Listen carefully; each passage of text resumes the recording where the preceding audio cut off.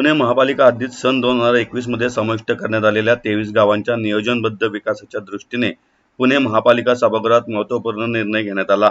सभागृहाने या गावासाठी प्रारूप विकास आराखडा तयार करण्याच्या प्रक्रियेस एकमताने मंजुरी दिली असून लवकरच या गावांसाठी सर्वसमावेशक विकास आराखडा तयार करण्यास सुरुवात होणार आहे।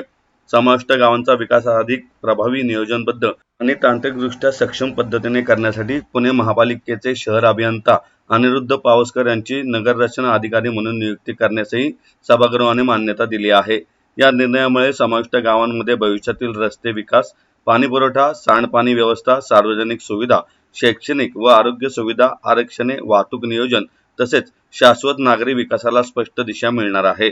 अनियोजित वाढीऐवजी संतुलित आणि नागरिक केंद्रित विकासाला चालना मिळण्याची अपेक्षा व्यक्त केली जात आहे।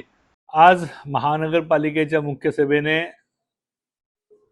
नव्याने समाविष्ट झालेल्या 23 गावांचा एकत्रित विकास आराखड्याचा इरादा MRTP ऍक्ट नुसार मान्य केलेला आहे। त्यात पुण्याचे शहर अभियंता अनिरुद्ध पावसकर यांची नियुक्ती केली आहे।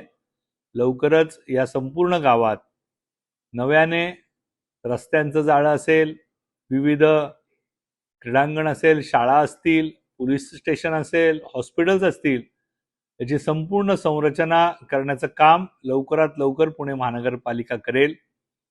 यातला अत्यंत महत्त्वाचा आणि कळीचा मुद्दा ELU जो असतो, एक्झिस्टिंग लँड यूज, हा लवकरात लवकर करण्याचे आदेश आज आम्ही महापालिका आयुक्तांना दिलेत, माननीय मुख्य सभेने दिलेत हे आदेश, आणि त्याप्रमाणे माननीय महापालिका आयुक्तांनी लवकरात लवकर ही संपूर्ण प्रोसेस करावी आणि एक सुंदर लोकाभिमुख विकास आराखडा आम्ही या सर्व गावातल्या लोकांना लवकरच देऊ।